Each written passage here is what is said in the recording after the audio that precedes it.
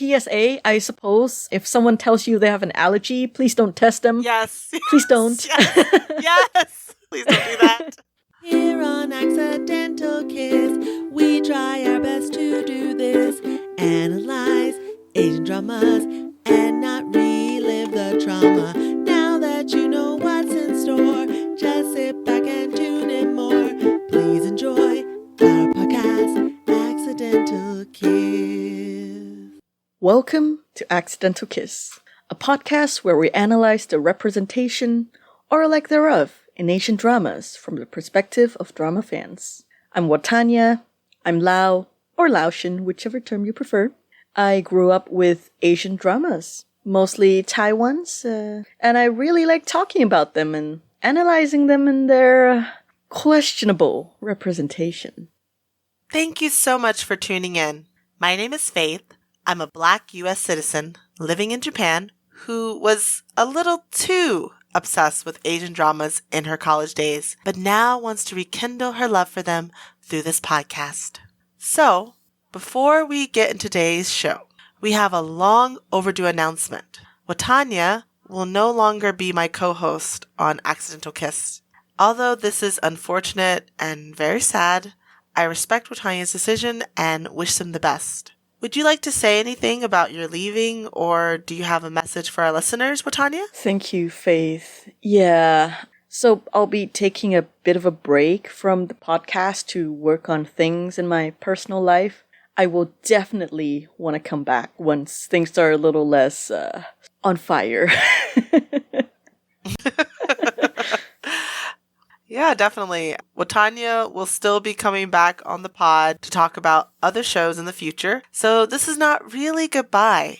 It's more like until we meet again. Until we meet again, exactly. Now, let's move on to the drama we're talking about today.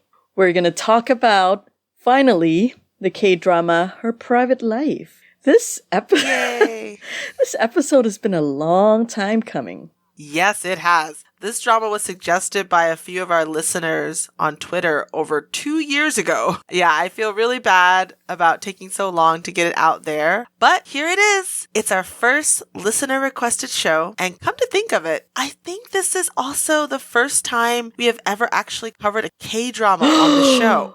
I know. And considering how popular K-dramas are worldwide, especially now. That's pretty wild.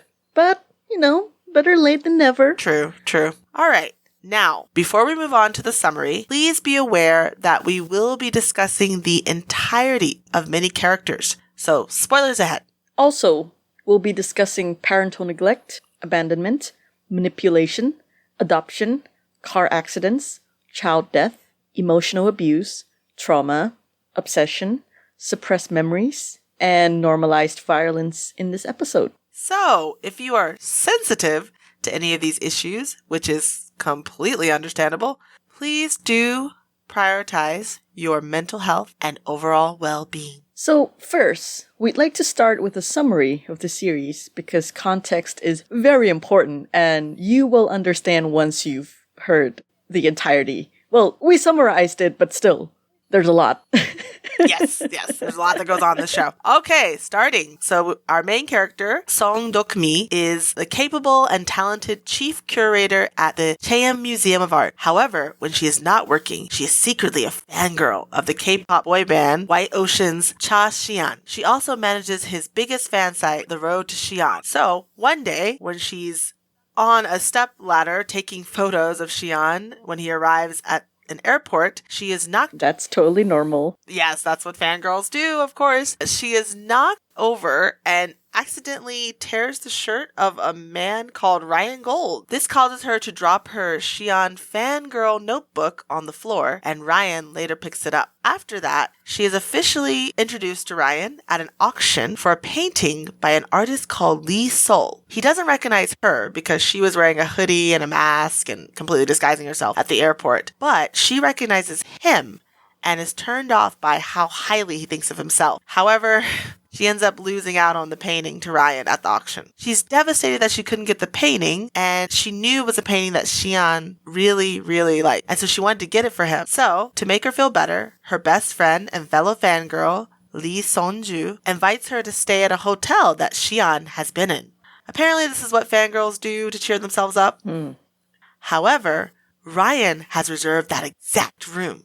Seonju tries to convince him to let them stay there and for him to stay in another room, but he doesn't budge. Then she says she wants to spend some quality time in a special place with a special person, but he still doesn't care. However, after he sees Sonju and Dokmi together, he assumes they are a lesbian couple and gives Sonju his room key. The next day, we found out that So-hee, the director of the museum that Dokmi works at, has to resign because her husband embezzled money, and so she's also being investigated. She has Ryan, a famous Korean-American artist, who we later find out is also a Korean adoptee from New York, replace her. In her first week working under Ryan, Dokmi's client pulls out from a collaboration and Ryan gets angry and fires her. She goes to work part-time at her friend Sonju's cafe and almost ends up killing Ryan when he comes there to visit because she adds coffee to his order when he was supposed to just get milk. She ends up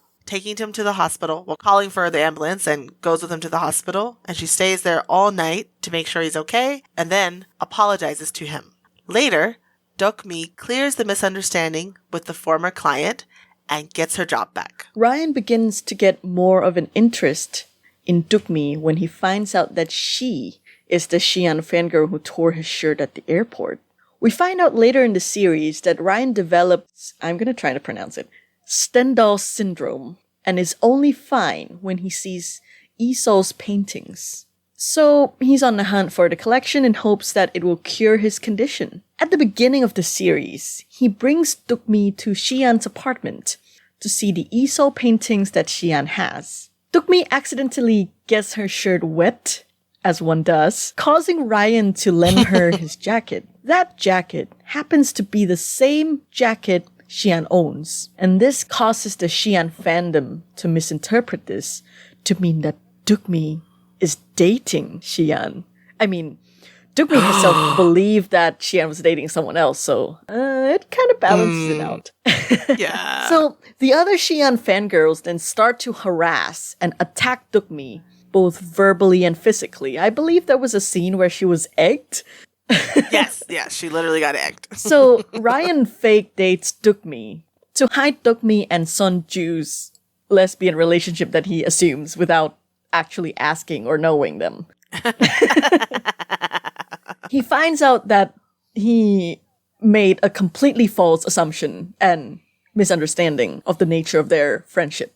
However, this causes So-hee's daughter, Hyojin, who is also a huge Xian fangirl. Her handle is Cindy. It causes her to get an internship at Chao Museum through her mother's influence, just to spy on Ryan and Dokmi and to expose their relationship as fake. She has nothing to do, does she? She has all the free time in the world. Not at this point, no. She had nothing, no other passion apart from Xian.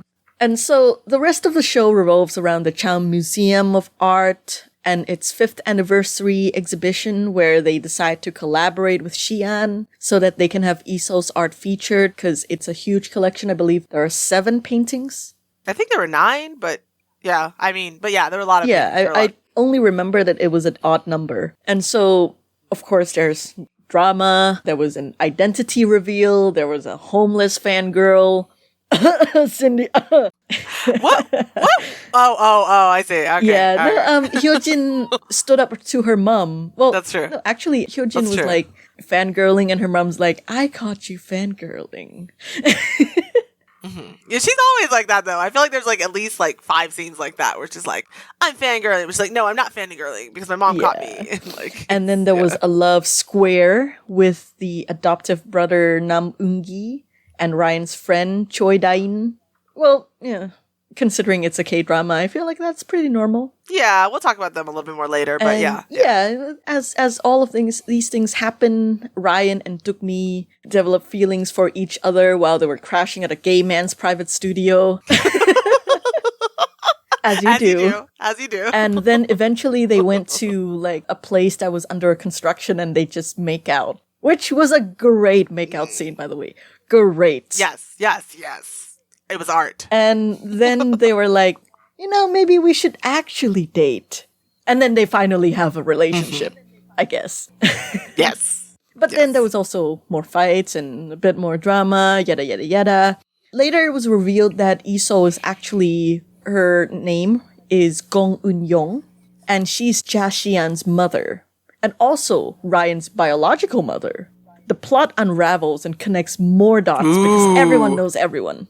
We find out that Dokmi's family adopted and, quote, abandoned young Ryan because apparently his mom got into a car accident and got her hand run over. Just her hand. Just her hand. And she had to be hospitalized and couldn't come get him at the park. And Dokmi had an actual biological brother who was killed in an accident. I believe it was a separate one. It would be wild if it were the same one. Yeah, no, it was a separate one. It was a separate one that she was also in. Yeah.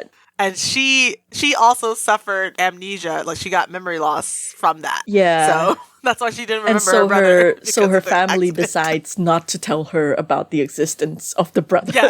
Yes, of a brother for 30 who she got in an years. accident with and died.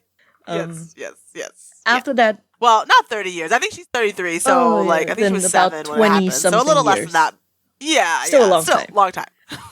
After that, Dokmi's mother, because of the family situation, she gave up Ryan to an orphanage, and it was revealed that Ryan's Korean name is Hyo Yoon-jae. And so later, Ryan reconnects with his biological mother and Dokmi's mom at Dokmi's brother's grave. The brother's name is Doksu. They went to Doksu's grave together, and he rebuilt his relationship with Dokmi. Ryan also regains the ability to paint because he saw the entire collection of Isol, I believe. That's how you do it. You just collect all the Dragon Balls. I mean, the paintings.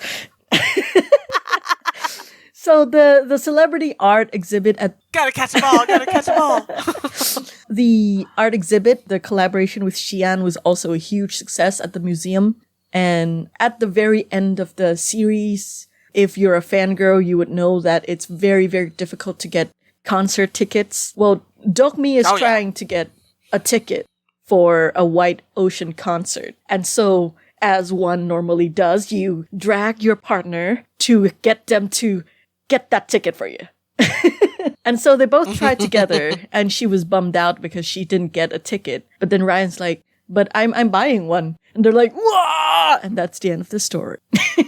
Interesting story. I don't know. I think it's weird because, isn't she technically going to be the sister-in-law to Xi'an now? Couldn't she just get a ticket? I don't know. She can't provide a ticket for his own, sister-in-law. I don't know. I feel like that's kind of cold-blooded, but okay. Hey. It's part of the fangirl experience.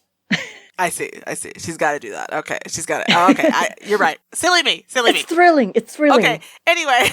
So, yes. She needs a thrill. All right. Well, now that we've gotten the summary out of the way, let's go right into the representation. So first, as usual, we will start with gender, and we will start with women. So we have divided the women into 3 categories: the fangirls, the girls who were just there, and the embodiment of evil 2.0.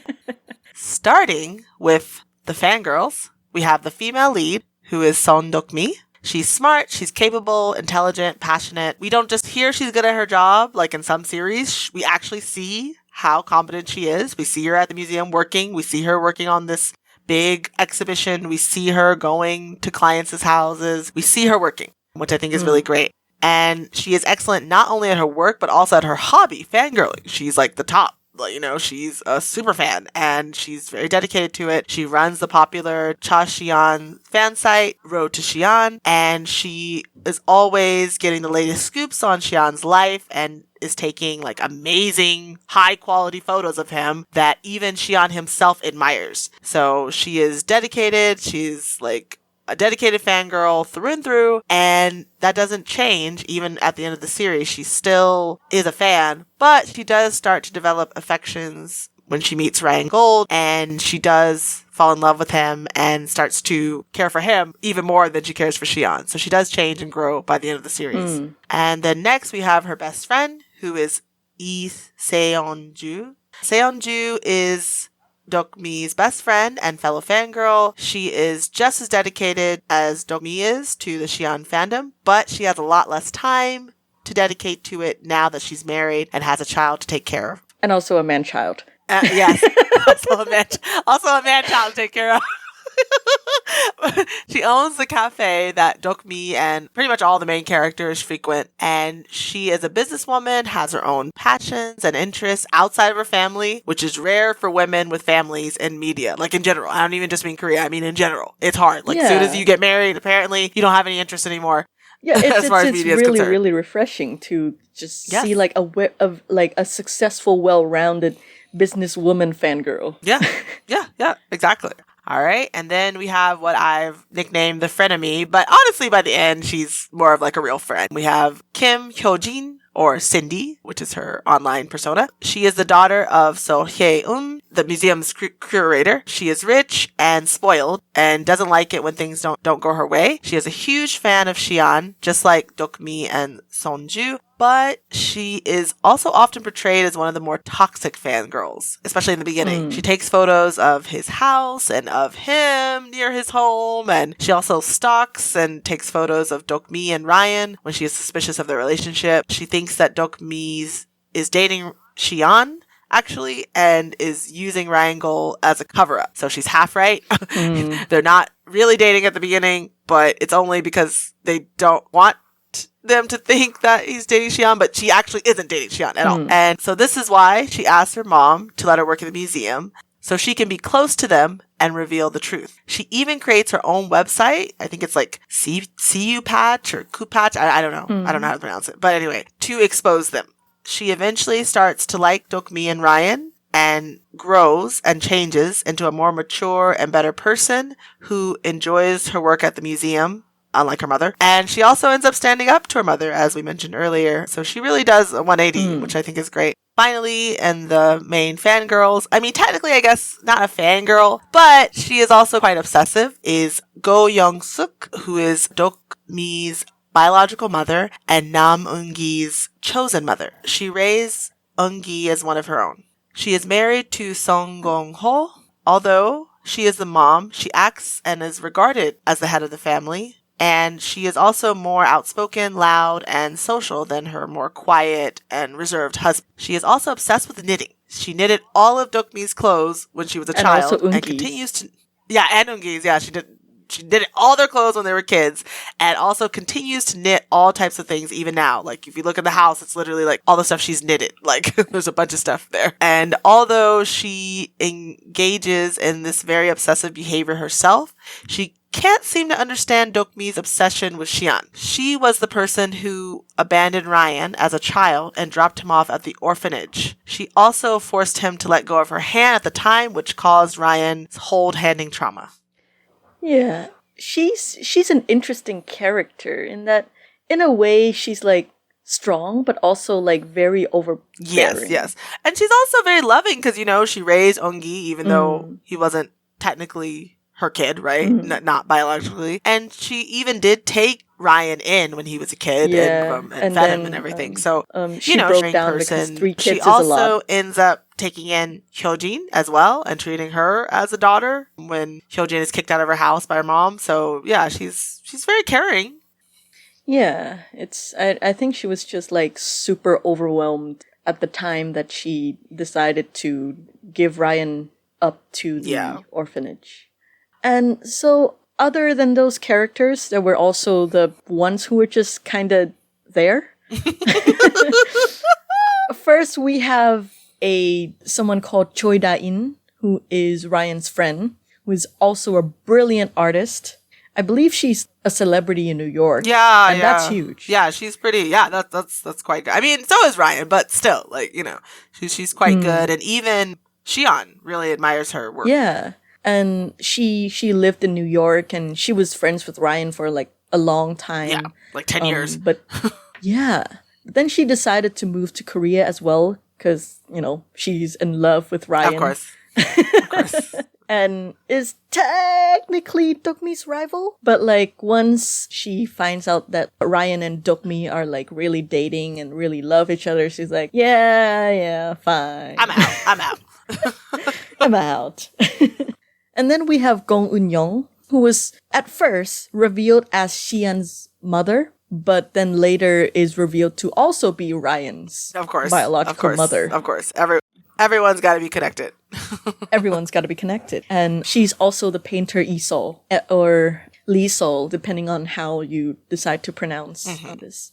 It's tricky when you use English characters or the alphabet to represent a different language. Especially Korean names, because they're quite different. Yeah. But she was believed to have abandoned Ryan as a kid, but we find out later that she got into a car accident and was hospitalized. And only her hand got ran over. only her hand got ran over. I'm never gonna get over that. I'm never gonna get over it. Well, it's quite wild. Because you wonder how it happens. How does your hand only get hit, right? In a car?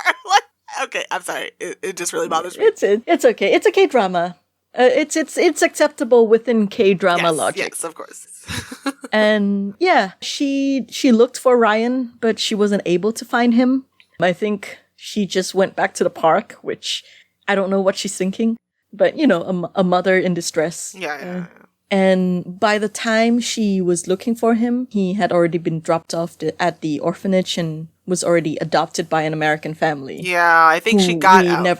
Who we never see. Yeah, exactly. And I think she was in the hospital. I'm guessing they're implying she was in the hospital for months or something, because by the time she got out. But it was just her hand. Yeah, exactly. But by the time she got out, he was already gone. Yeah. And then there's Yoo Kyung-ah, who is a lady who is Dokmi's co-worker. She also works at the museum and Ryan's employee, technically. She was often left in charge of Hyojin.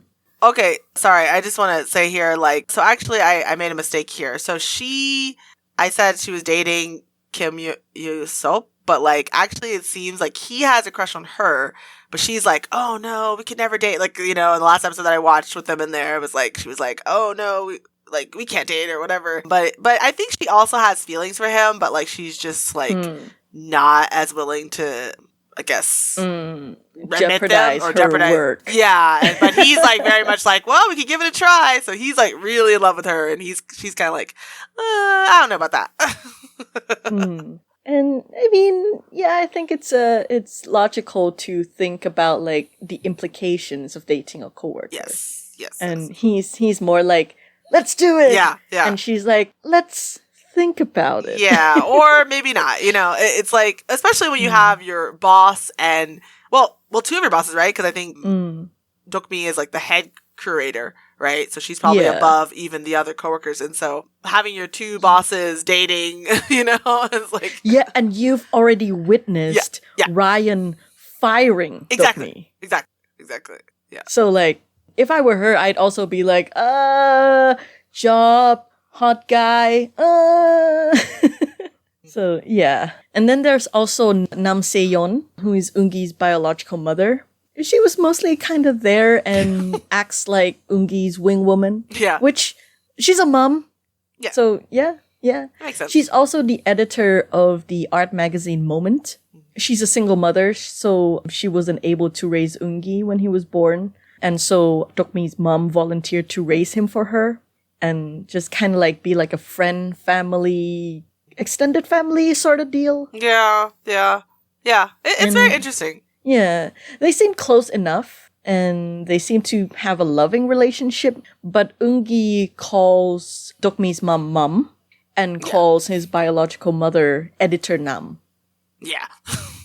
Which in English sounds very distant, but maybe in Korean it's fine. I've never been in a situation like that, so I don't really know how, because there's always nuance in culture, in these family plans, I suppose would be the word. Yeah, so being called editor Nam didn't bother the lady, so I assume that it's okay.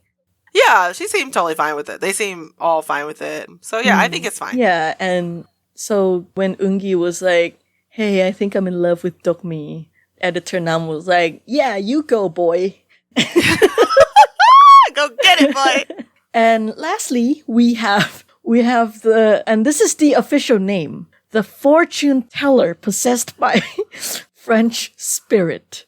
That's all you need to know.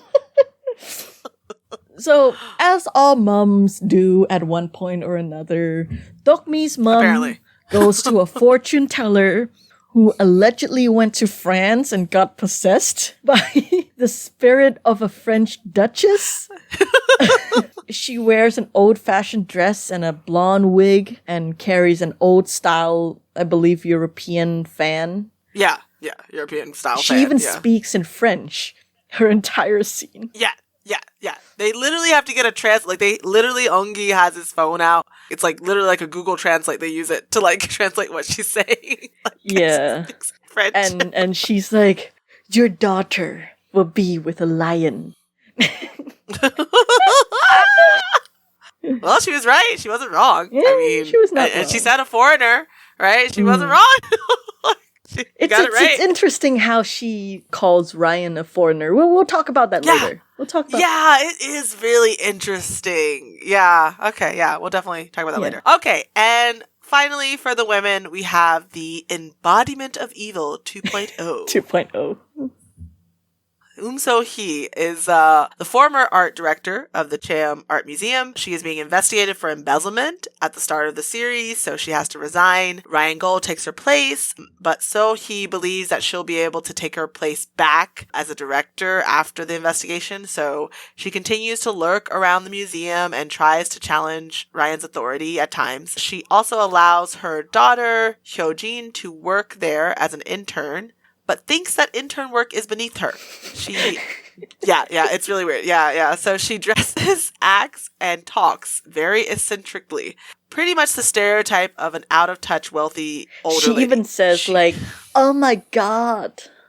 Yeah, all the time. No, we'll talk about this later, but she, uses English, random English, all the time. She hates idols and fangirls and doesn't want her daughter to engage in fangirl activities. She often spies on her daughter at work and in her personal life to make sure she's not fangirling. She often catches her daughter in the act and is very strict with her punishments. Like, okay, I'm going to take your car away. I'm going to take your credit card, take all your stuff. Okay, all right, you defied me. I'm going to kick you out. You know, she's quite extreme in some ways. She seems to be more concerned with the image she has of her daughter than who her daughter is as a person. Her over-the-top behavior is often played for laughs, so she isn't portrayed as villainous or taken as seriously as most wealthy mothers would be in these dramas. And as we said before, she likes to drop some English words and phrases here and there for flavor, I guess. For flavor? How do you show that someone's evil? Oh my god. Sprinkle a little English. And so then, of course, there were also men. There were some men. There were also men, just so you know. And we've categorized them into the ones that matter, the annoying ones, and the ones who were just there. Because why not? A lot of those. There were a lot of those. There were a lot of those. We need background character. That's not too background. And so the ones that matter, there are two of them. The first one is Ryan Gold, who is the main male character. And, well, usually in these types of dramas, I find that, the male character doesn't have a lot of, how should I put this? A well-rounded personality, but Ryan does. Ryan has, a very well-rounded personality and a lot of character development and growth, and he is just as much of a main character as Dokmi. Yeah, we get a lot of his backstory. I think we get more of his backstory than hers, honestly. Yeah. His is actually well developed, and you see it throughout the whole show and understand what's going on. You know it's coming, right? Whereas Dokmi's random, tragic backstory is kind of put in, it's kind of pushed in at the last minute. There were scenes with her and her little brother, but we don't really, because she forgot, so we don't even know. She doesn't even know who he is, Yeah. right? Until it's revealed. And then it's like, oh, we're supposed to care about this person that she doesn't even know, you know? Like, it's kind of, yeah, kind of rushed. It's kind of rushed. Yeah, the Dokmi's backstory was a little rushed. Dokmi's character was as well developed. Yes. But like her backstory is rushed compared to Ryan's. Yes. And so yeah, Ryan is a bit more well developed in the backstory department. And then there's also Cha Xian, of course. He is a member of the K-pop group White Ocean. He's the son of Gong Eun-young, aka Isol, and a talented singer, dancer, and performer. He lives one floor below Ryan, I believe, and would often... I think is it one floor above? I think it's above. I only remember that they live like on the same, only one floor apart, but I can't remember who's on top. I think it's above because I watched the ending part more recently, until the last episode, and I think it's one floor above. But of course, listeners, correct me if I'm wrong. Please let us know because we sometimes forget details like this. And so, yeah, he would sometimes pop into Ryan's apartment and be like, "You want chicken?" And he's like, "I really like you. I feel a connection with you." It's such K-drama prediction, right? Because it's like he's like acting like he is his actual brother, right? He's like, "Oh, let's hang out. I feel so close to you." And then you find out, oh, they're actually related. And it's like, and then at the end, he's kind of like, "Yeah, it's like I kind of knew." It's like, how? Like, how would you know that? Like, it makes no sense. Yeah, you would not. You would not. It would just be like, what is this guy exactly. doing here? But, their moments together were cute. And I like how they showed, as a K-pop star, right? He had some more layers and depth to him. And so I think overall it was really good. Yeah. And, like, there were scenes of him, like, at the recording studio and, like, writing songs, talking to his mom. They clearly have a very close relationship. And I'm happy to see that, like, it's not played as he's not just like a glorified entity. He's an actual person. Yeah, exactly. That's what I like. All right. Okay, then let's move on to the annoying ones. I made this category specifically for Eungi and Sungmin. So Nam Eungi, he is an Olympic silver medalist in judo and owns his own dojo where he also teaches judo. His biological mother is Nam Se-yeon, but he was raised by Dokmi's parents, so he says that he has 3 parents, and he calls Dokmi's mom his mother. He is on good terms with all of them and sees them all regularly. He ends up developing feelings for Dokmi, who he grew up with, like a brother, at the beginning of the story. He eventually gives up on Dokmi when he truly realizes that she is fully in love with Ryan and ends up dating Hyojin in the end. They actually end up getting together. Yeah, that was surprising. Yeah, it was a surprising twist. I mean, I guess it works fine. So I personally found his character super annoying because he kind of acted like an asshole for the first 10 episodes. Like, he was always like, "Oh, well, no one's ever going to like you, Dokmi, because you're a fangirl. You're never going to find anyone." And then he's like trying to get her. And then he's like always like, "Oh, you shouldn't hang out with Ryan, blah, blah, blah." Like, he just seemed like he was trying to sabotage everything. Like, he didn't seem that supportive in the beginning to me. Honestly, he really annoyed me. It wasn't until like, I think after episode like 12 or something that he finally kind of calms down and seems reasonable. But like, he just really annoyed me. Like, I wanted him to leave. I was like, "Oh my god, no, please go." Please go away. Also, it really bothered me that he's like apparently Olympic silver medalist, but has only like one fan in all of Korea. There's only one guy who's like, there's only like one guy who's like asked for his autograph in the show. That's it. Like, no one else is like, he's on the streets every day. No one ever stops him. He doesn't seem to have any like interviews or anything. Like, nothing seems to be happening. He literally gets defeated by Ryan in a match and no one cares. He's supposed to be the second best person in judo, right? In the world, right? Because it's silver Olympic. Olympic is the entire world, right? But no one cares. No one cares about him. It's weird. He's like a loser, even though he's like a silver medalist. I mean, I know he's not gold, but like silver is Korea, like right? Pretty damn good. The second best. Yeah, that's pretty good. That's all of the world, not just Korea. All of the world, he's second. Okay? He probably lost to some Japanese person in judo. I don't know. Whatever. That's fine.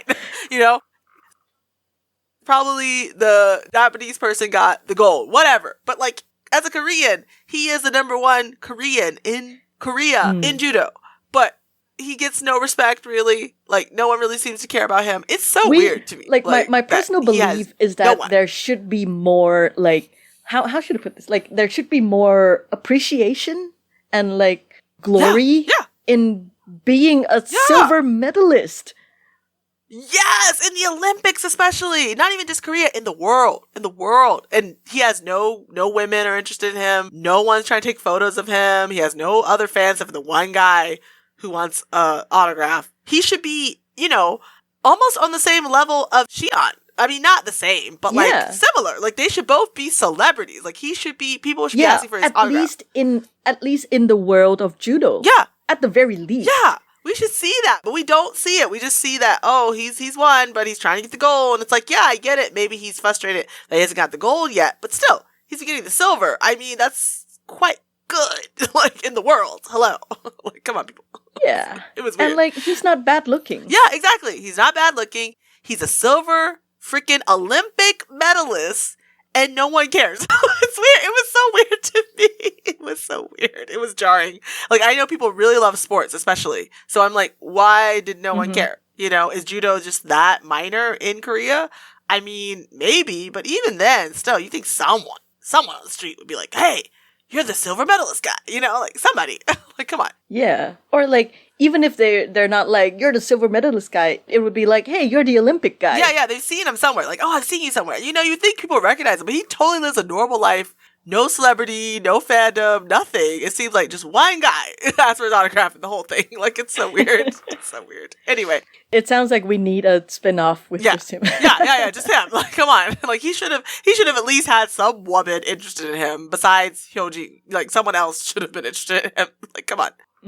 Okay, anyway, so moving on to Dirtbag, Kang Song-min.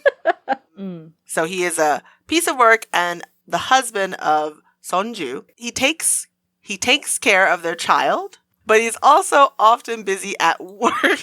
I'm sorry, you put this in quotes. So I did, yes. Funny.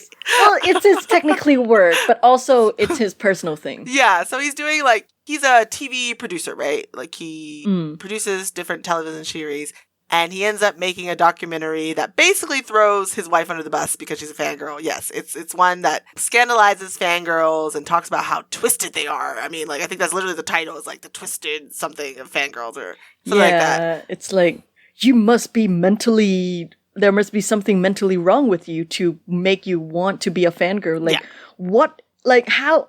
Why?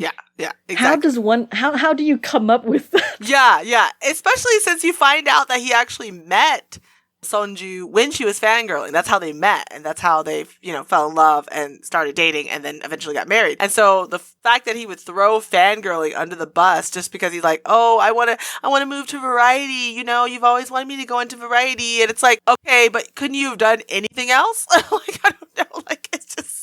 Yeah, like, I don't know, like, make documentaries about people making noodles or something. I don't know. Like, I just feel like there's so many other things he could have done, but he chose this. And he didn't tell her until after it came out. So, yeah, piece of work, piece of shit, as far as I'm concerned. I'm sorry. I don't think she should have taken him back. But anyway, all right, whatever. We'll move on from him. Sorry. Okay, and the last in here is Kim Moo-san. He is So-hye's husband, and he gets arrested for embezzlement. We never see him in the show, but if he's anything like his wife, we can assume that he's not all that great of a person. Also that, and the whole embezzlement thing and being in prison. So yeah, he doesn't seem like the best person. Yeah, we don't get a lot of information about him, but like just looking at how Hyojin like grew up, I think we can see the parenting style of this couple. Not great. And yeah, then there's of course the ones who were just there. There were a bunch of men who were just there. So first there was Song Gyun-ho, who is Dokmi's father, actually. I believe this is a joke, but the character description for him is probably he likes rock. Yeah. He has a rock collection, and every single scene we see him, he is polishing a rock. Yeah, almost every scene. Like, literally every single scene. Almost. Like, I mean, Okay, so I'll give him a little slack. Towards the end, when they have the whole trauma about Dokmi finding out that she had a brother who died in an accident, like a car accident or something like that, when we finally find that out, he is supportive to Dokmi, and he does actually talk to her and actually, like, steps up and, like, becomes a father, acts like a father, and comforts her. And puts down his rock. Yes, puts down his rocks and, like, actually, like, has a conversation with her and also with Ungi, and, like, he takes responsibility because I think the mother is still in a state of shock, and so he steps up, as a father and actually talks to them and comforts them. So, like, he does do stuff. He does have his moments, but yeah, for the most part, yeah, he's just polishing rock. Yeah. And then there's Nosuk, who is a writer who we find out later that he's apparently gay. Yeah. It's one way to have your cake and eat it too, right? Yeah. So he's in love with his photographer friend, but didn't realize the feeling was mutual until his friend freaking died. The only way we can show this same-sex, potential relationship. That's the only way. Yeah, one of them has to die. Or it has to be a misunderstanding. Oh my god. And also the protagonist has to help him find out. Of course, he would have never known. Yeah, because it was that scene with the photograph, right? Mm-hmm. Yeah. His last photograph, they thought the name was goodbye, but it was actually translated from the Korean annyeong. Annyeong is just a greeting, so it could either mean hello or goodbye. Yeah. And Dokmi told Nosuk, like, actually, maybe he was in love with you. And I was like, yeah, she has some, like, mysterious art interpreting powers. Like, she can see the deeper meaning in the art. She does that with the Isol paintings as well, when she says it's like a puzzle or something, like, she's able to, like, get them all together and you see the complete picture or something. And so she has this talent for, like, interpreting art and interpreting what the artist's intentions or something like that. Yeah, well, she's the lead curator, so it makes sense. She's got a talent. She's got a talent. But it's just, it is still just kind of funny that she can see the love he had for him and not him. And so, Nosuk has a home in the countryside that Ryan and Dokmi had to, like, walk in the mud and in the rain all the way to because their car broke down or something. Classic drama. And they were crashing in his living room, and that gave them space to grow close and just using the gay people to further straight relationships. That's all they're doing. Next we have Jo Hyuk, who is an incompetent part-timer. He is almost always dropping cups and glasses, I think literally every scene. Yeah, almost every scene he's in, like, literally. I think except for the scene where, like, the shit husband of Songju's is, like, talking to him to see, like, is she, like, a fan of yours now or something. Like, besides that scene when he's literally outside so he can't break any cups or glasses. I think besides that scene, he's literally just breaking stuff all the time. But later, Sunju helps him publish his one song to jumpstart his K-pop idol potential. Yeah. And she plays his song over and over again. Oh my god, yeah. I think, like, an actual customer complains, like, can you play another song? And speaking of Sunju has a son. Yes. With the piece of shit Kang Sung-min. So Kang Gon-woo is Sunju's son. He's, like, 6? And I think he's 7. He can't have... I think, well, maybe he's 6 at first, but I remember him saying I watched one of the recent episodes I just watched. He's like, I'm 7 or whatever. So, like, I think he's 7. Oh, I see. He's so 7. he turned 7. Yes. He's 7. Yeah, he's a cute little boy that does judo with Nam Eun-gi. Yeah. And I think there was a scene where, like, Eun-gi's trying to teach him to say something, but because he's a kid, he mispronounces it. Oh, it was very cute. Oh, also, that piece of shit, Sung-min, uses him to try to get Sonju back. Like, tries to, like, get him to be like, oh, I'm in pain. So, she rushes over to go back, like, to her cafe to see it. Because she was, like, staying, I think, at Dokmi's place, and then, like, he comes and confronts her, and she's like, oh, come back. And she's like, no. And then he's like, oh, but it's Gongwoo or whatever. And then she, like, freaks out and rushes, but then we find out that he's just pretending. Like, you see the father, like, literally, like, telling him, oh, like gesturing to him, like, what to do so that she's concerned. So he's literally using a kid to further his own agenda. Like, yeah. Yeah, using a kid, that's, like, next level piece of shit. Yeah. Like, Throwing your wife under the bus, shit. Using your kid. Yeah. Like, that's like, no. Next level shit, yeah. That's not okay. No. Unacceptable. Yeah. And then there's Kim Yoo-sop, who is the other employee. Yeah. There's like 5 employees of the entire museum. Like, it seems like... Well, it's a small museum. It's only been like 5 years, Yeah. so it kind of makes sense. But I would expect Yeah, more. yeah. Or maybe they just like hire like Other people. contractors Yeah, for like big events. Yeah, he's in love with Yoo Kyung-ah, the lady at the museum, and The other lady who's not wants the to main date character, her. who's not one of the main characters. and also not Hyojin. Yeah. Well, I kind of consider her a main character though, because she like actually has an arc and stuff. Whereas like That's true, him and that's true. Kyung-ah are like They were just in the this guy background, there. like gossiping about their bosses. And then there's Ryan's doctor, who we saw in one scene. like I think about his Stendhal syndrome, maybe like trying to help him cure that. He's it's like in the first episode. Yeah, he made a diagnosis, so we would assume that he's a practicing psychiatrist. Maybe. Sure. And finally, we have Secretary Kim, who is So-hee's secretary, who follows her everywhere she goes. He's often used to do like So-hee's dirty work, but he also helps Hyojin hide her fangirling from her mother. Yeah. So he's kind of like, this is my job, and I gotta do what I need to do to keep my job. Yeah. But I'm also not gonna throw you under the bus kind of guy. Yeah. No, he will help So-hee get Hyojin in the car when she says, go get her. Like, he'll go after her and try to get her. But when Hyojin is sneaking out and trying to do fangirl stuff, he will also, like, keep it a secret from her mother. So, yeah. So he's balanced. He does what he needs to do for his job, but he's not, like, hateful. Yeah, he's a good guy. And there were no other genders that we noticed. Yeah, none. Yeah, I can't think of anyone. Before we move on to the rest of the representation in this episode, we would like to take this time to thank all of you for listening to our podcast. It really means a lot to us. If you enjoy our show, please consider rating and reviewing us on your favorite podcast app. It would really help our podcast reach a wider audience. And we would also just love to hear your thoughts on our podcast. It will help us know what we're doing well and what we could improve. And also, it will make us feel less like speaking into the void. So leave us a review today on Apple Podcasts, Google Podcasts, Spotify, or wherever you listen to podcasts. Accidental kiss. Now, back to the podcast. Right, moving on. Class. So in this drama, we only see the middle class and the upper class. As I feel like that's kind of standard in a lot of dramas. Yeah.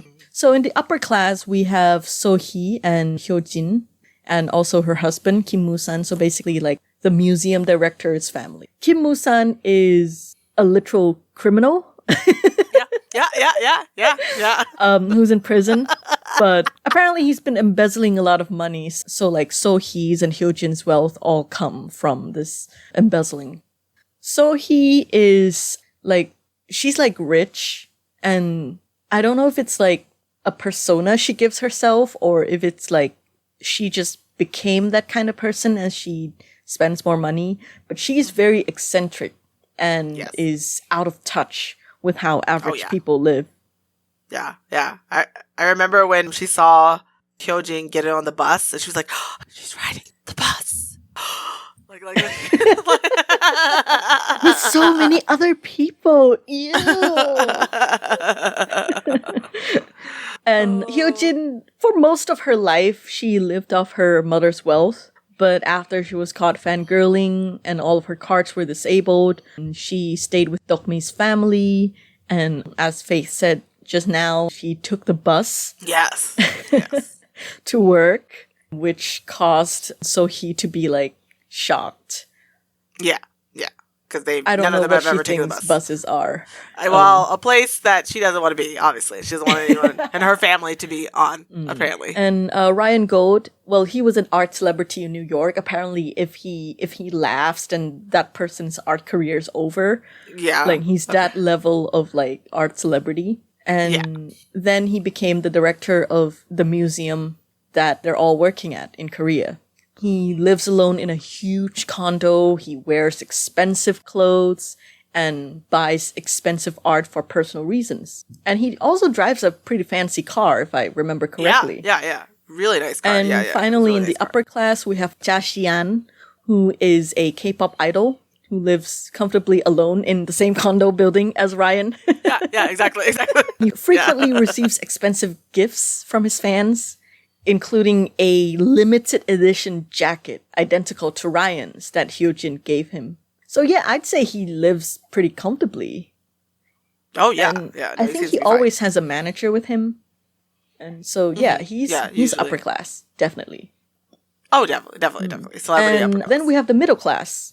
Most characters in the show are middle to upper class, but like we're gonna be talking about everyone else who is like in the middle class. We usually don't see any implication of anyone being in the lower class, so it's just assumed that everyone else is in the middle class.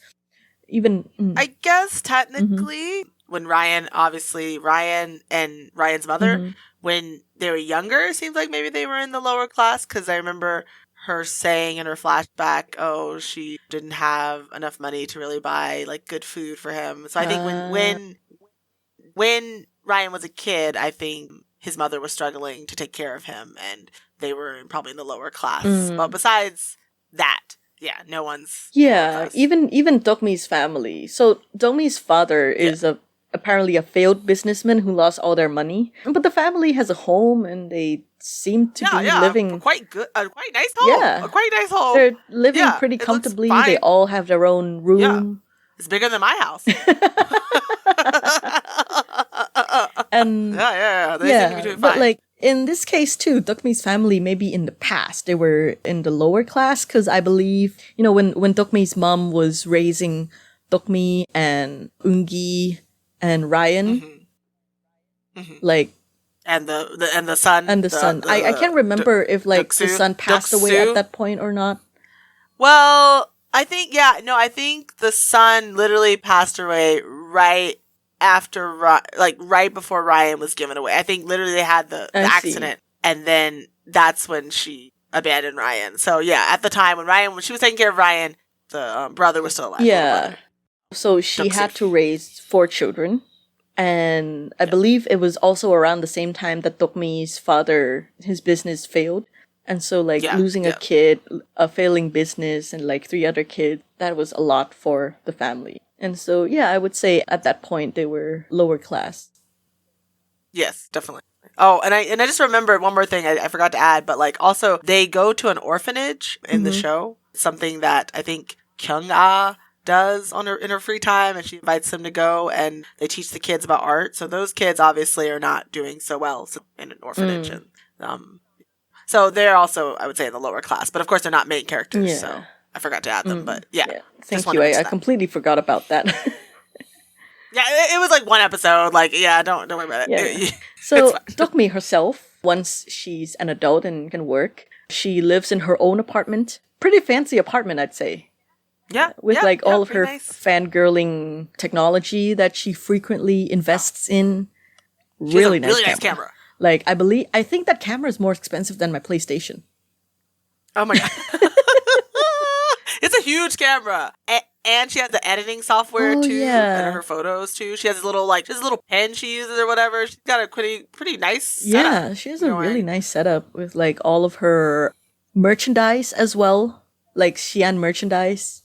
Yeah.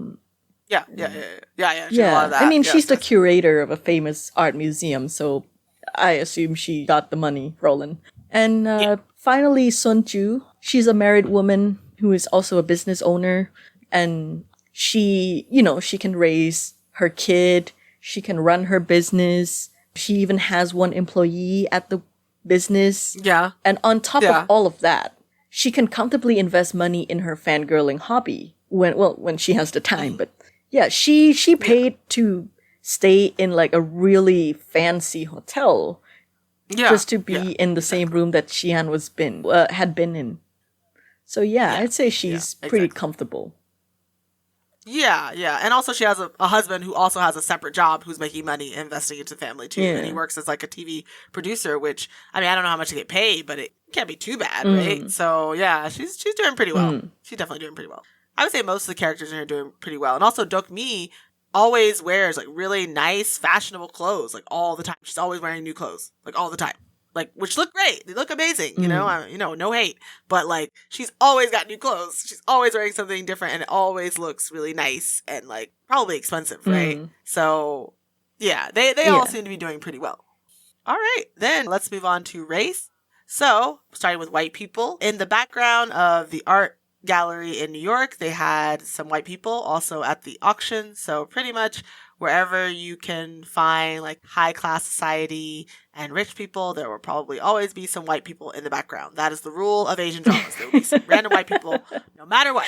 They just gotta be in the background to show, look how high class and fancy we are, you know? They just gotta be there. But surprisingly, at least in the art gallery, there was also at least one black person I saw in the background, and I think I might actually know who that is. So she looks very similar to a YouTuber I know. I think her name is Paris. She's a model. I follow her on YouTube. It looks just like her. I don't know if it is her, but it looks really similar to her. So if for some reason you're listening, Paris, I don't think you are, but if that is you, definitely let us know, because that is great. That's amazing that if that is you. But even if it isn't you, whatever black woman is in there, you go, girl. I mean, you got to be in the background in a scene with Kim Jae-uk, and that's pretty impressive. I'll take it. So yeah, so we did at least get at least one, maybe even another black person, but I know at least one black person was in that background. Yeah, so I believe there was like another black person who was just like in the background and just like being in the background. Yeah, just there. I mean, yeah, they didn't do much, but at least they weren't doing something like, you know, in Hanare Dango where they're like gangsters or like stealing or something. At least they were in the background of a nice, fancy museum, an art museum. I'll take it. I'll take what I can get. Okay. And in this show, we also technically have other Asians, but it's a little complicated because so Ryan Gold is a Korean-American adoptee. But technically, because he was born in Korea, he is also Korean, right? Like, he also should have, well, I don't know. Actually, I don't know how the process works. But he probably has some sort of Korean status as well, maybe. But I'm not sure. Actually, I don't know how the adoption process works, so maybe he doesn't. But he's definitely Korean-American, and he was born in Korea. His doctor, the psychiatrist, also seemed to be Korean. They were speaking in Korean to each other. So I'm assuming he was also Korean. And I'm guessing a Korean American as well. And so I will say that this is actually quite good Korean adoptee representation from what I've seen and what I read online. I sent you a blog post by someone named Kat Turner who talked about her experiences being a adoptee a little bit, and also how much she really liked the character of Ryan Gold because it was really good representation that she hadn't seen in K-dramas before. So he actually has a fleshed out character. He has an American name, right? But also there's the whole thing with his name sounding like lion to Koreans because it's Ryan, because the R and L sound the same in Korean. So like, of course, it sounds like lion, right? And so the whole thing about people calling him Lion instead of Ryan and him correcting that, which is a common thing, you know. This does happen. Like, I know for me, people think my name is Face, so I can relate to that. Where like people think my name in Japan because they don't have the TH sound. They think my name is Face when my name is Faith, right? And so I get that frustration of like, you know, having to correct people on how to pronounce your name correctly. And I believe I've totally given up. I believe but, like, if you know? went to Korea, Faith, you would be Pace. Oh yeah, I would definitely. I would be Pace, yeah, because they don't really have an F sound there, and so it would be even worse in Korea. So yeah, no, I totally get people not being able to pronounce your name in certain countries, and so like that representation was great. You know, of course, having an actual Korean adoptee to play the role would have been the ideal. Having an actor who actually has that experience would be the most ideal, but I do think that Kim Jae-uk is a pretty good second choice because he did actually live in Japan for a little while when he was a kid. And so until he's about 7, he lived in Japan. So he was born in Korea. And then his parents, I think because of his father's work, moved to Japan. He grew up there until he was 7. And then he came back to Korea. So he does have experience living in another place, being in a different culture, outside of his own. You know, he does have that experience. So I do think, even though maybe he's not the perfect person for the role, but, you know, not bad. For Korea, not bad. I would say. There were no indigenous people in the show that I saw. No, I don't. We noticed. If there were, we weren't made aware. Yes, we weren't made aware of them at all. So it's almost like they weren't there. It's pretty much the same.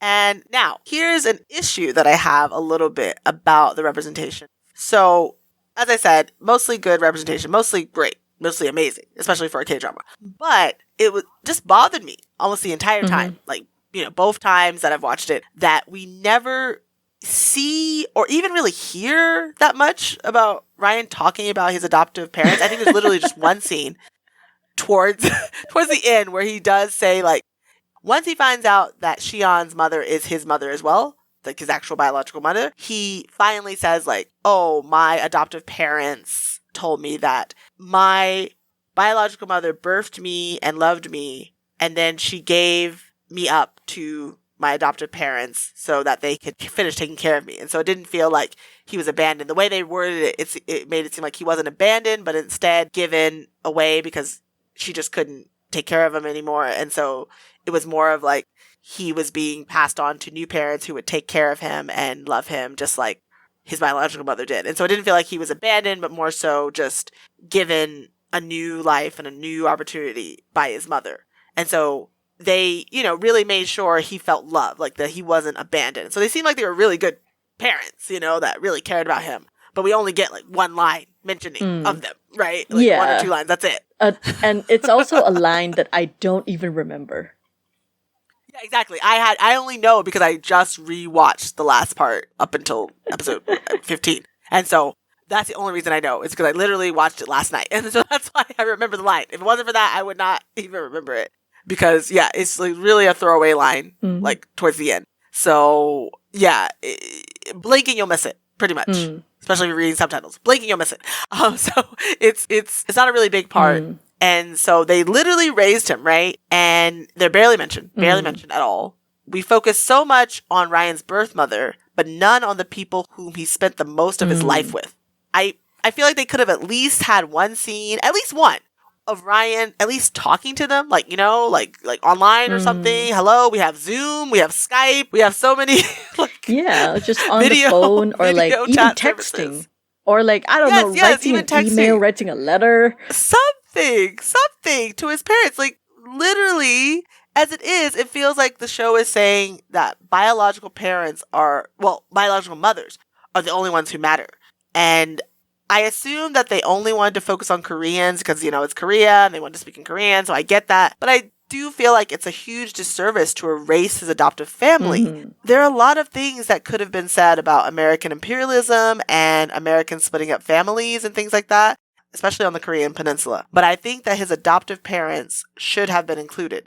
I mean, I actually listened to a podcast episode by a podcaster that I know. She has a podcast called the KPop Bookshelf. That's her podcast. Her podcast is called the KPop Bookshelf. And she actually has 3 episodes on her podcast talking about Korean adoptees. And I listened to them last night and they were really, really interesting because you actually find out a lot about how the whole process started and how it became almost like a lucrative business for both Koreans and some Americans, like sending off children. Like, kind of helped Korea in the war in a way because they had so many like unhoused children who were either abandoned or like their family just couldn't take care of them because of the war and, you know, the poverty that came after the war. And so it was a way for Korea to kind of get rid of those children, but also make some money. And so it's like, there's a whole thing like behind it that like I had never even heard about. And so it's a really complicated issue.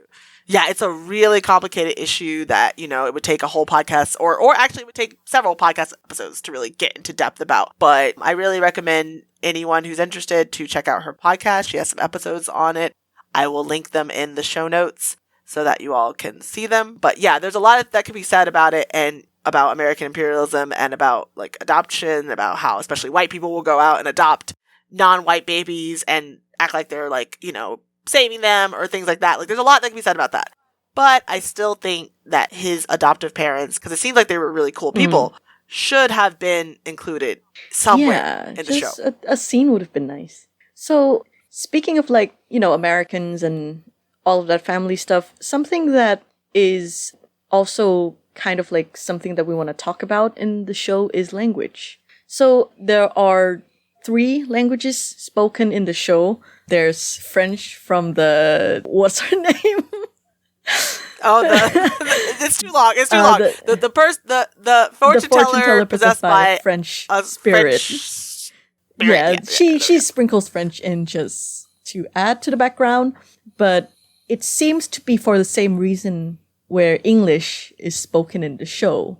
So English is used to show one's upper class / highly educated status. Well, in the French case, it was to add authenticity. I don't know. I guess. I don't know. Yeah, so the former director, often sprinkles English in her everyday speech. Like, oh my god. Or like, how dare you? Or something like that. But it's revealed that she barely can understand English when it's actually spoken to her. And, Yes. Ryan was able to speak English. He spoke English in New York with Americans. I guess, yeah. But that fact is used to both show that he grew up in the US and also to show how worldly he is. He's an international person. And Dokmi herself is also portrayed as educated enough to know English to like bid for art pieces abroad. I believe she was in China for the first piece. Yes. And Yes. Yeah, there's also a conversation she has when she finds some of the last art pieces of Isol's art pieces, and there's an English speaker who has them, and she has to have a conversation on the phone in English with him about the art pieces. And, it's pretty good, it seems like she studied. And it's not bad. The majority of the show is spoken in Korean. And Ryan, everyone with the exception of Ryan is Korean and, that are in Korea are Korean. Yeah, Koreans who were born and raised in completely in Korea and have never lived in another country. Yes, Thank you. My brain was like yes, struggling to connect thoughts. No, it's hard. But Ryan also speaks conversational and professional Korean very well for someone who lived in the US the majority of his life and was raised by assumingly English-speaking parents since he was 7. Yeah, no, it was so weird to me. I'm sorry. It kind of bothered me, to be honest. Like, it was fine, but it bothered me because I literally have a Japanese American friend who was born in Japan, and she also left Japan for the US when she was 7 with her Japanese parents who were born and raised in Japan and could speak Japanese fluently. And even she had trouble getting a job in Japan, like as an adult, like at a typical Japanese company. And she can totally speak Japanese fluently. She literally had her parents there to speak to her in Japanese every day. And she went to, I think it was like Saturday Japanese school every week to, keep up her writing skills and like, interact with other Japanese people. And so even though she had all of this, to support her and to help her keep her Japanese up, she still wasn't deemed culturally Japanese enough to work at a Japanese company in Tokyo, right? So yeah, she was too American for them, right? So it was a bit jarring for me to see Ryan just pretty much seemingly completely fitting in to Korean work culture and also general society without much issue, even though he hadn't lived in Korea since he was 7, right? And it was just so bizarre. Like maybe if we had seen flashbacks of his American parents sending him to Korean Saturday school or something, and at least having him take some Korean lessons, making sure he was in contact with the Korean American community where he lived, sending him abroad to study in Korea, etc., it would have been more believable to me. Yeah, like it was also bothering me as well as I was watching it. Because like I know someone who lived outside of Japan most of her life, but like she went to Japanese school 5 days a week in the evening, and she connected with children of Japanese expats. But like she was heavily bullied and like at Japanese school in Japan during summer school because, she came to Japan during the summer to be immersed in like the culture. And now that she's living in Japan, she is still bullied at school and at work because like she is still considered, quote, not culturally Japanese enough. So like Like, I feel like it would be nice to touch on the nuance of like how these East Asian societies can be when it comes to the treatment of like multicultural individuals. Because like definitely. Japanese and Korean like societal cultures has a lot of similarities, and it would be difficult for me to imagine that they don't have any sort of like cultural barrier when it comes to multicultural individuals. Oh, yeah, definitely. No, definitely. They definitely do. I know in Japan, they definitely do. I see it all the time. I hear it all the time. Like, even if you're born and raised here, sometimes it's like, if you look different or, you know, anything, like, they will complain or bully you or you won't fit in. So, yeah, it's really hard for me to believe that he has had no issues with either language or the culture, nothing. Like, it's just, like, there's a few scenes, I think, where he doesn't understand something or they have to tell him something, but it's usually really minor things and never anything to do with business or anything like that. And so it's very interesting that he pretty much fits in almost perfectly with no issues at all. Like, considering really he recently moved from the US back to Korea, like yes, at 33. Yeah, at 33. I feel like there would have been more, at least culture shock. Oh yeah, definitely. He never has any culture shock, it seems. There's just a few things, like he doesn't know some maybe food names or like he doesn't know a few words or a few slang things or something. But it seems like for the most part, he knows everything culturally and language-wise and professionally and society. Yeah, but like the thing about these things is that like usually in reality, right, it's about major things. It's the things that matter. Whereas in the show, it's more like minor things. Yeah.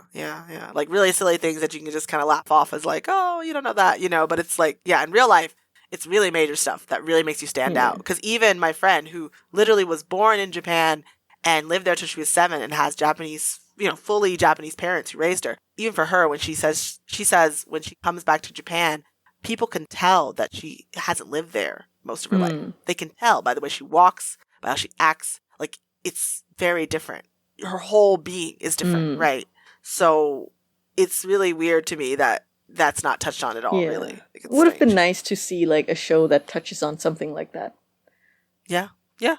Someday. Maybe someday. But well. Yeah, and then there's also the thing about the sexuality and LGBTQ plus phobia thing. So, okay, Ryan said Korea is conservative and LGBTQ plus phobic, which, I mean, I suppose. But then a lot of places, he also confuses Dokmi and Sunju for lesbians in the first episode, even though he doesn't know them.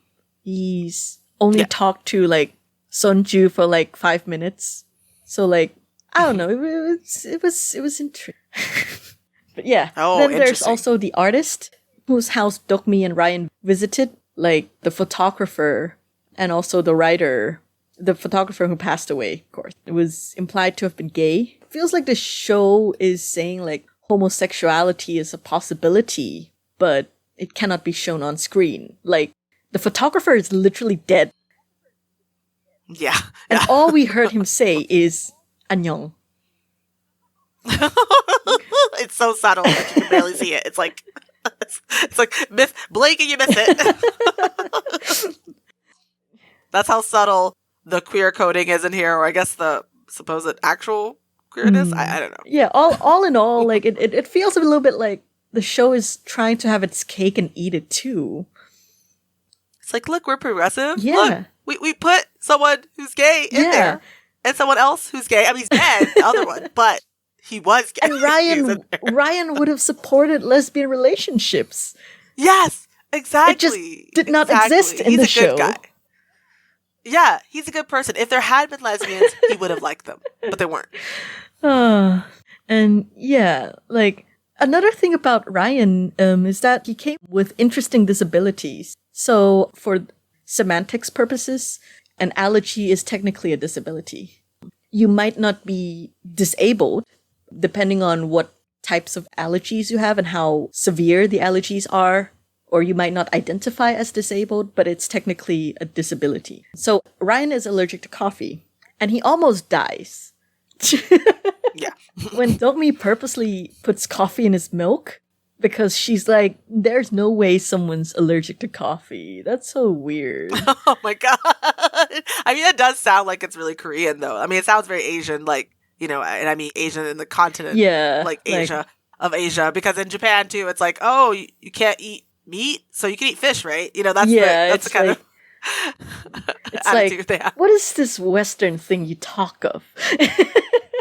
Even though people have those allergies in Asia as well, like people definitely have these different allergies. I'm lactose intolerant. It's not an allergy, but I'm lactose intolerant, and my mom's like, "What is that? Here, drink more milk." Oh my God. Yeah. So after Dokmi sees that Ryan had a really bad reaction and had to be hospitalized. Really almost bad. died, right? Really bad. She and the other characters start to respect his coffee allergy more. I think the only person that took him seriously from the very beginning was Sunju, who just gave him milk. But yeah, even this thing, it's only used to harm him one more time. Because when he went to Sunju's cafe to meet with Dokmi and Sunju lied to him, saying that there was no more milk so that Ryan would leave. Yeah, this is when Dokmi thought that Ryan wanted to end their fake relationship because he hated pretending to be in a relationship with her. And this is when she had a huge crush on him. And he also had a huge crush on her at the time, really liked her, but she just didn't know. And so she was trying to avoid seeing him. And so Sunju just lied and said, oh, we have no milk. We have no milk. That was interesting. But yeah, then Ryan also has Stendhal syndrome. And we are not doctors. We don't know about this, so we're going to read the Wikipedia description. Stendhal's syndrome, or Florence syndrome, is a psychosomatic. So psychosomatic means one or more chronic physical symptoms that coincide with excessive and maladaptive thoughts. Maladaptive is more harmful than helpful.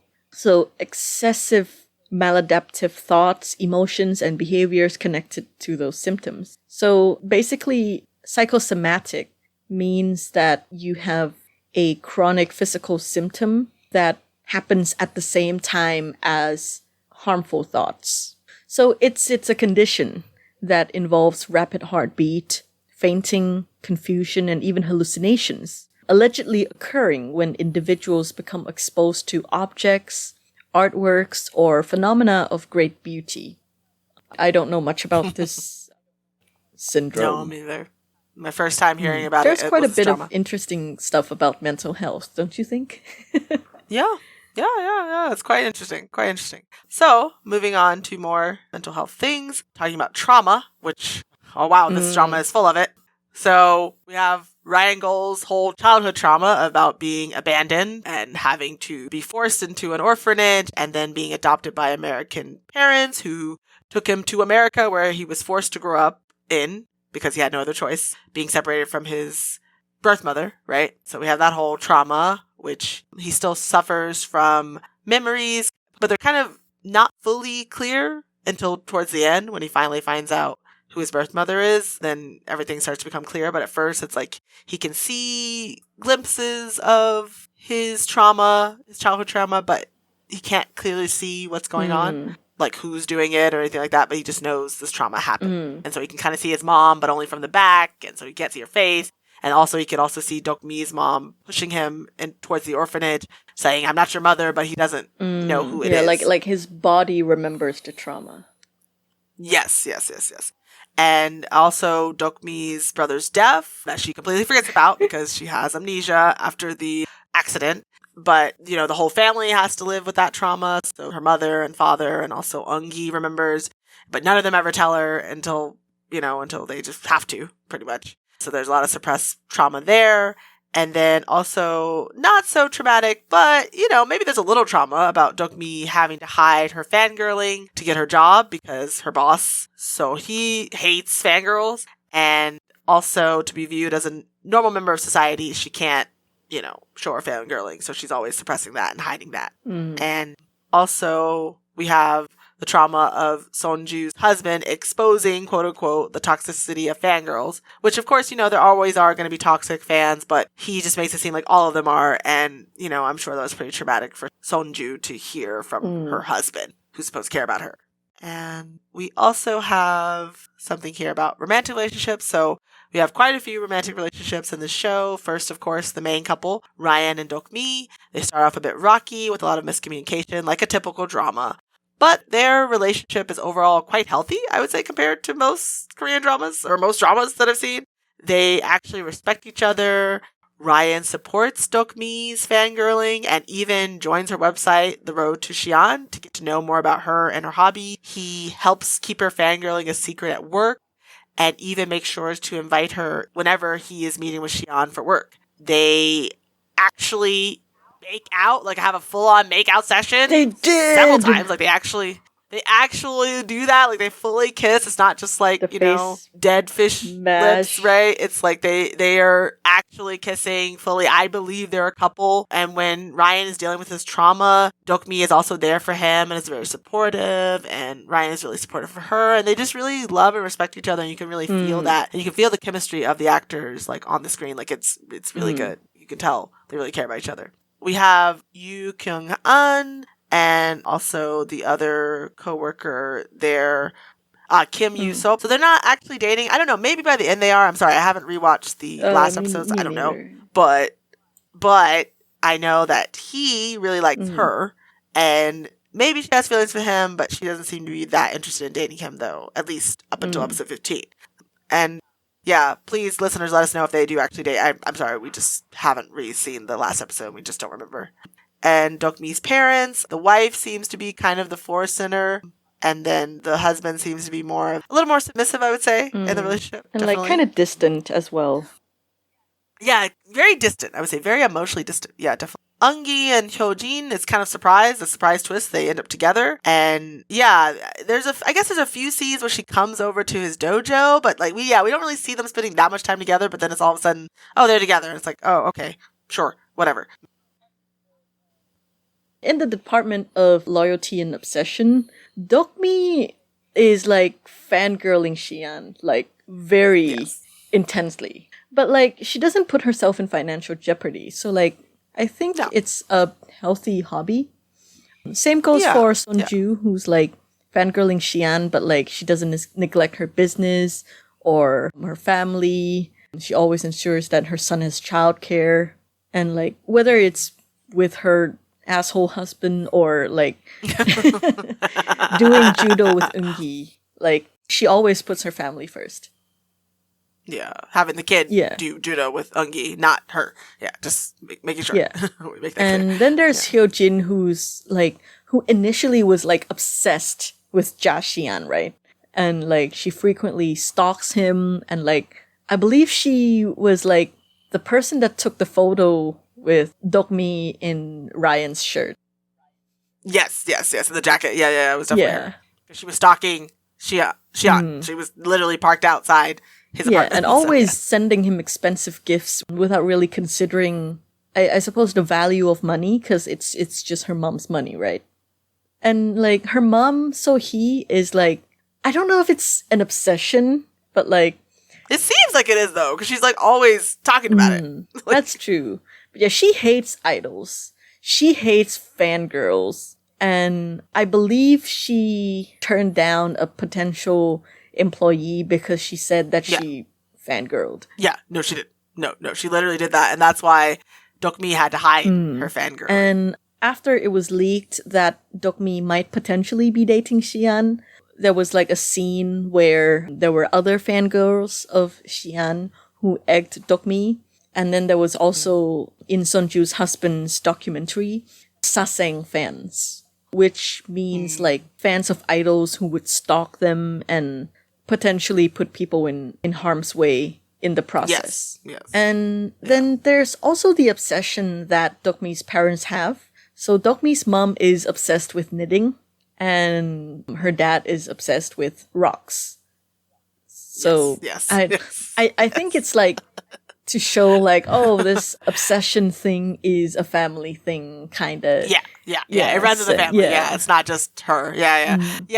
And just to be clear, like the rocks that he's painting, they are special rocks. They're not just like random rocks. They are like, I believe in Japanese they're called suiseki stones, and they're like special rocks with special designs and things like that. So it's not just like any old rocks, but Still, yeah, he's polishing rocks. Yeah. And there was it's not really related to their obsessions, but there was quite a bit of abuse in the show, or at the very least unhealthy behavior. And on the physical side, we have So Hee, the former director who slapped Dokmi. And Dokmi's mom hits her husband, she hits Dokmi and Eungi. It's portrayed as like an affectionate way, or to express concern when it comes to her children, but it's almost always either aggressive or just like dismissive when it comes to her husband. And like, it's, on the one hand, I understand the portrayal because it's common for Lao people as well, and also Vietnamese people to just like slap each other. Yeah, I think a lot of Asian cultures, it's I know someone who's like, not a bodyguard, a bouncer at a club, and they have to keep in mind that sometimes Vietnamese club goers would just slap each other for fun, and that it's not a concern for them to like throw people out. I see. Wow. Yeah. Not extreme. And then the cause of this next one is more of like emotional neglect-ish, but the harm was physical because Dokmi didn't take Ryan's word for his allergies seriously and almost killed him. And I think that's pretty wild. Yeah. And that's like literally like what, one of the first episodes so just or something? Like PSA, I suppose. If someone tells you they have an allergy, please don't test them. Please don't. Yes. Please don't do that. Yeah, and finally Sonju, after finding about her husband's abuse and manipulation, she hits him. Which is like, yeah, I mean, we don't condone abuse, but like, leading up to everything, it's understandable that she would be in a state to hit him. Yeah, I definitely don't feel bad for him. Let's just say that.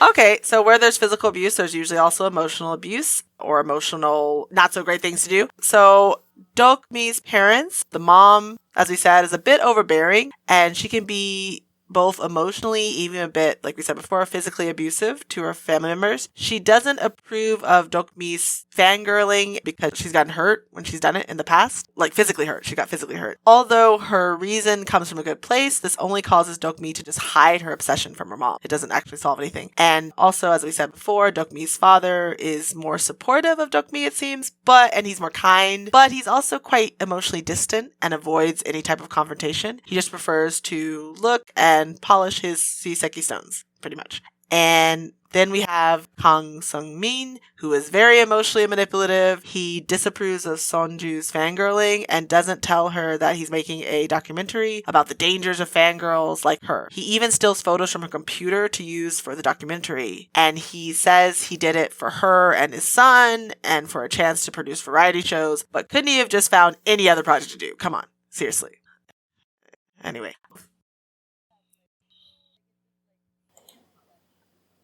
And we also have like professional, well, it's not abuse, but like it's like in like that questionable like territory. Inappropriate, maybe. Yeah, inappropriate would be a good word. Because like this show is basically workplace romance, right?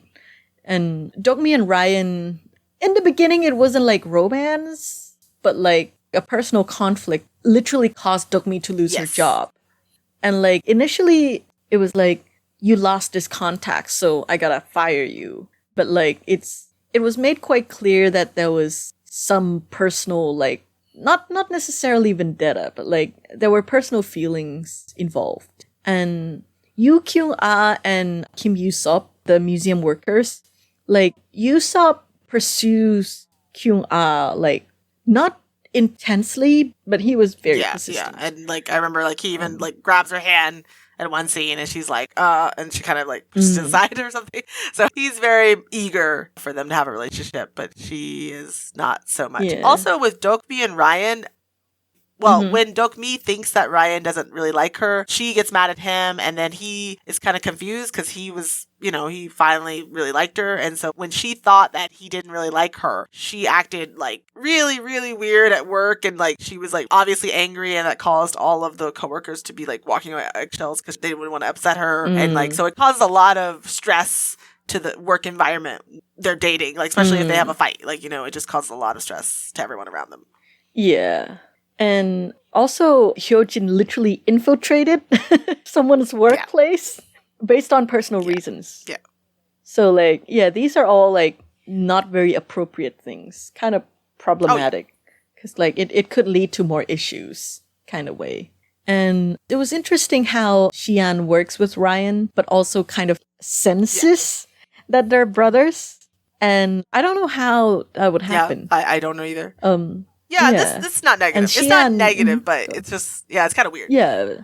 It's, like, interesting. Because, like, they're supposed to be working together. And Xian also uses the fact that they live in the same apartment as a chance to form a stronger bond with him and buy him chicken. Yeah. Which I love chicken. I do love chicken. I don't blame him. But I would be kind of weirded out if like someone I was supposed to work with, like a client or something, came over to my apartment and was like, "I got chicken for you." I'm like, "Is it poison?" I mean, I don't know if everything was poison, but I would be like, okay, this is kind of weird. He's getting a little too friendly. Okay. All right. Last for representation, we're going to talk about fat representation, which we always talk about, but usually there's not much there. This time, the only person I could really see that was somewhat fat was Dokmi's father, which, on a positive note, his fatness is not played for laughs at all, and it's not even really mentioned much in the story. He is more criticized for his failing business and his obsessive hobby than for his weight or looks. But this could also be because of his gender. Men are usually not judged as harshly as women when it comes to looks. I mean, the same with, I don't remember his name, but that teacher from Black School Rules. I don't think anyone really mentioned his weight too much either. Oh, yeah. Yeah, usually, like, men can just be whatever shape and, like, it's not really judged very harshly, but, like, when it comes to women... Oh, yeah. It's like, oh, you must be, like, your BMI must be 20 or whatever. Yeah. I don't know. Yeah. I mean, don't get me wrong, I'm not saying that there's never any time that men are not criticized for their looks, because definitely that is a thing too. But definitely it's not as harsh as it is on women. But, like, overall, like, the storytelling, I think that this show, like, they teased and teased and teased us before finally giving us the most passionate makeout scene that I've ever seen in Asian drama. So it was worth it then. Like, yeah, it was worth it. It was like, it was very cathartic. It was like poking and poking and poking and then finally giving us what we'd been waiting for. Yeah. I think it was really, really enjoyable. But like the final bit, the final bit feels a little dragged out. And a little like packed in. They tried to pack in a bunch of stuff that like we didn't need, but yeah. Yeah. I personally don't think that everyone needs to be connected. No. But the show wants to make everyone connected, and I'm like, okay. Yes, exactly. If you want it. Exactly. Yeah, I couldn't agree more. I think amazing. I love the storytelling until the last 2 episodes. Pretty much, it's great build up, great payoff, everything until the last 2 episodes. Also, Ryan and Don't Meek's romance takes some time, like you said, to build up, but it's well worth it because they're like literally one of the best K-drama. I mean, let's be real, Asian drama couples I've ever seen. Really supportive. Also, their chemistry is off the charts, and when they kiss, they really kiss. Like I said before, no dead fish lips to be seen in the show. They're also super supportive of each other and so adorable and like really care about each other, and you can really see that on screen. And that's just with the romance, okay? This show can be light and fluffy, but also get into really dark and heavy topics and get them right with the right amount of weight for the most part, you know, with Ryan's whole backstory and his adoption and being a Korean adoptee. Like they really get into that and show the depth in that. And I think that was really impressive that they were able to do that in this like otherwise pretty, you know, lighthearted, heartfelt drama, right? So yeah, it was really a delight for me to watch and rewatch. It was the little graphics on screen. Oh yeah, they were pretty cute too. Yeah, they were really cute. Yeah, the visuals are amazing too. Like, it was just really good overall. I think like high quality drama for the most part. Yeah. So next we want to give our ratings of the series as a whole from 0 to 5 kisses, based on its representation and overall watchability. 5 being the best and 0 being the worst. Faith, what say you? Yes. So actually, this is a first. I would say this is the one drama, like, this drama is actually really good. This is one of the few dramas we've done that's actually really good, has really good representation, and is very watchable. So I will give this my highest score so far, 4 kisses, for its watchability and its representation. I think it is a really good show from start and almost to finish. Last couple episodes. Yeah, that's the only thing that stops me from giving it a 5, honestly, are the last 2 episodes. If those last 2 episodes had been much better, then, you know, if they would have really wrapped it up fully and not added in all this extra backstory that we didn't need, a lot of extra trauma that they just wanted to add in, it felt forced. So yeah, if they hadn't done that, I would have given it 5 kisses, honestly, because it's really, really good. And I will give my kisses I will give 1 to Dokmi, 1 to Ryan, 1 to Sonju, and I will give 2 half kisses to both Xian and Hyojin. For me, this is also the highest that I've ever given. It's a 4.5.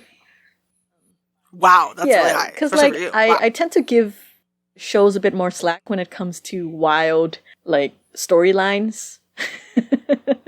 I mean, yeah. You know the kind of stuff I grew up with. This is low. Oh yeah, this is true. chill. This is tame. This is true. This is true. This is true. Xian Biang. Oh my god. Sawan Biang. I'm sorry, I forgot the title. Sawan Biang. Yeah. Oh my god.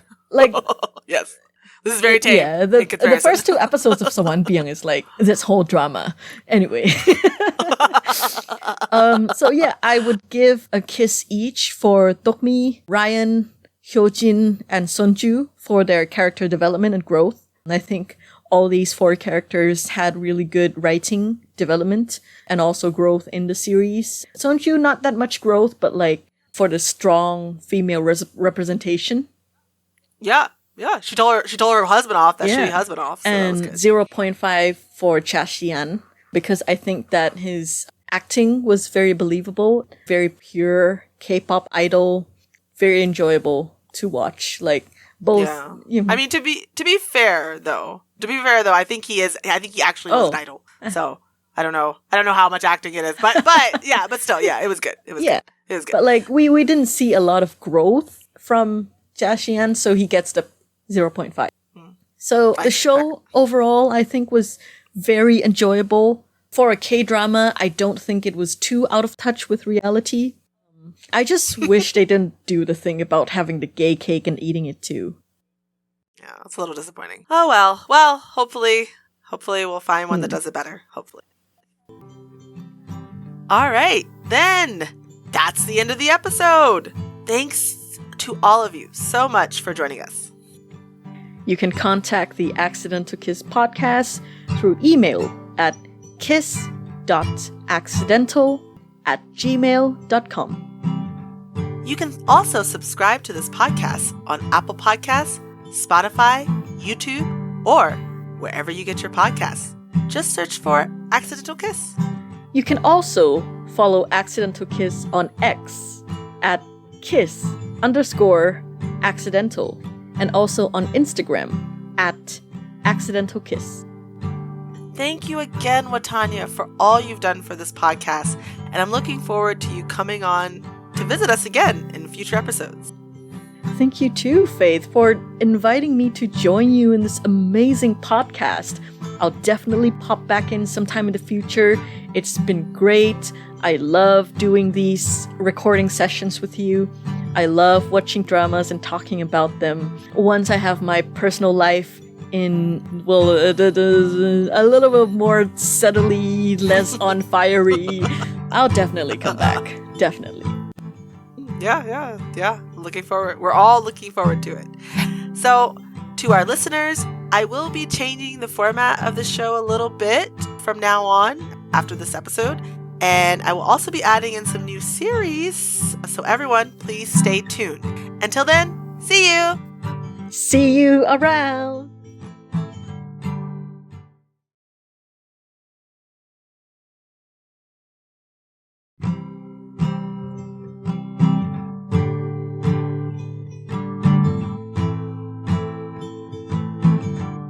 Stuck in an elevator.